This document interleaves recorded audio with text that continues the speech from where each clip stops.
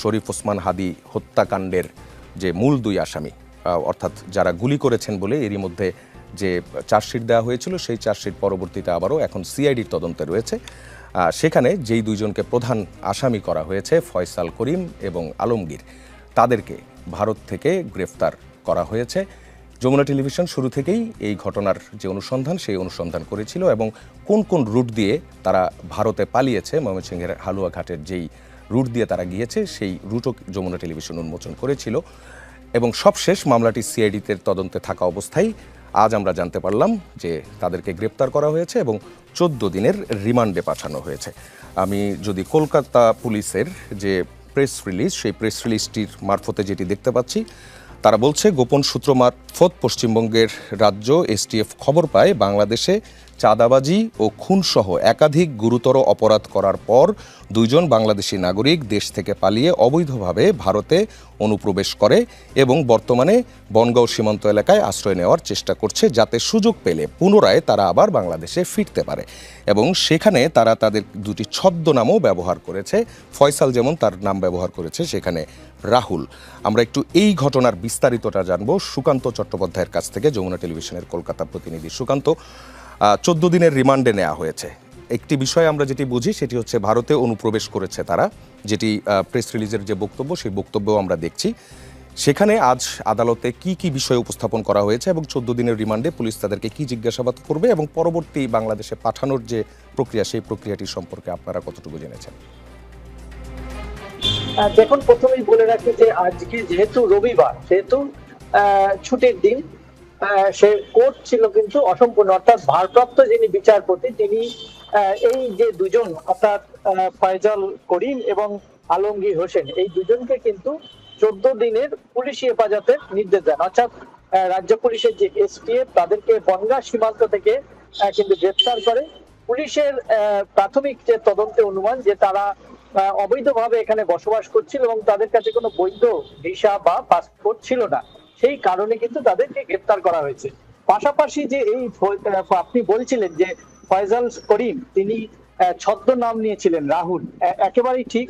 এবং আলমগীর হোসেন তিনিও কিন্তু একটি ছদ্মনাম নিয়েছিলেন এবং অনেক দিন ধরেই কিন্তু এদেরকে পুলিশ, অর্থাৎ এসটিএফ স্পেশাল টাস্ক ফোর্স তাদেরকে ট্র্যাকিং করছিল, কিন্তু অনেক জায়গা থেকে কিন্তু তারা ধরা পড়ার সময়ও কিন্তু পালিয়ে যায় কিছুক্ষণ মুহূর্তের মধ্যে, অর্থাৎ এসটিএফ রেড করার আগে সেখান থেকে পালিয়ে যায়।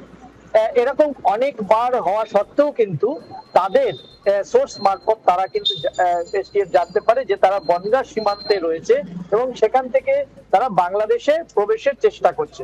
সেই মুহূর্তেই কিন্তু এসটিএফ তাদেরকে গ্রেফতার করে এবং আজকে বিধাননগর আদালতে তোলা হলে 14 দিনের পুলিশ হেফাজতের নির্দেশ দেয়।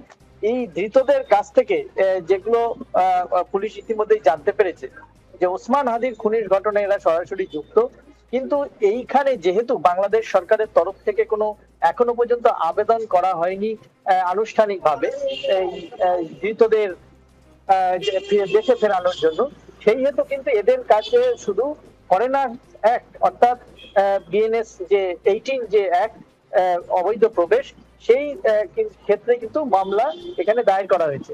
এখন কলকাতা পুলিশ তারাও কিন্তু ইতিমধ্যেই বাংলাদেশের সরকারের সঙ্গে, পররাষ্ট্র দপ্তরের সঙ্গে যোগাযোগ করেছে এবং পররাষ্ট্র দপ্তরের সূত্রে কিন্তু ঢাকার সঙ্গে ইতিমধ্যেই যোগাযোগ হয়েছে। আমরা যেটুকু শুনতে পেরেছি সেখান থেকে এদের যে পরিচয় পাওয়া গেছে সেটা মিলিয়ে নেওয়ার জন্যই কিন্তু এই তাদের তদারকি, এবং আগামী দিনে দেখতে হবে যে কলকাতা পুলিশ বা রাজ্য পুলিশ, পশ্চিমবঙ্গ রাজ্য পুলিশের যে এসটিএফ রয়েছে, তারা এদেরকে কিভাবে বাংলাদেশের হাতে প্রত্যার্পণ করেন এবং বাংলাদেশ সরকার যদি এদেরকে কে পাঠান, অর্থাৎ বন্দি যে প্রত্যার্পণ চুক্তি রয়েছে ভারতের সঙ্গে, সেক্ষেত্রে দাঁড়িয়ে এটা কতটা কার্যকরী হবে এবং রাজনৈতিক প্রেক্ষাপট কি আছে সেটাও কিন্তু সবকিছু পর্যালোচনার বিষয়।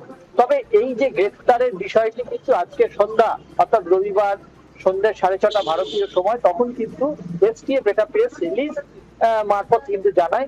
যদিও এসটিএফ কোনো সময় সাংবাদিক সম্মেলন করে না, রাজ্য পুলিশের ডিজি এই সাংবাদিক সম্মেলন করেন, কিন্তু যেহেতু একটি পররাষ্ট্র বিষয় এর সঙ্গে জড়িত রয়েছে এবং কেন্দ্র রাজ্য একটা নির্বাচনকে ঘিরে পশ্চিমবঙ্গে একটা টানাপোড়েন চলছে, সেই ক্ষেত্রে দাঁড়িয়ে কিন্তু অতটা প্রশাসনিক যে দর কষাকষিতে না গিয়ে সরাসরি কিন্তু তারা এই প্রেস রিলিজ কিন্তু তাদের যে ওয়েবসাইট তাতে আপলোড করেছে এবং সাংবাদিকদের দিয়েছে। এখন দেখার যে ওসমান হাদি খুনের যে এই যে দুজন যে প্রধান আসামি চিহ্নিতকরণ, তাদেরকে কিভাবে বাংলাদেশে প্রত্যার্পণ করা যায়, এর সবটাই রয়েছে কিন্তু রাজনৈতিক পর্যবেক্ষণের ওপরে। এবং প্রশাসনিক স্তরে পশ্চিমবঙ্গ সরকার এই মুহূর্তে যে অবস্থায় আছে, তারাও কিন্তু বাংলাদেশ সরকারের সাথে দীর্ঘদিন যে একটা সম্পর্কের দূরত্ব তৈরি হয়েছিল, ওসমান হাদির এই যে বন্দী অর্থাৎ খুনিদের প্রত্যর্পণ করে হয়তো সেই সম্পর্কটা আবার কিন্তু আগের মতো পরিস্থিতি বা পরিবেশে ফিরে যেতে পারে।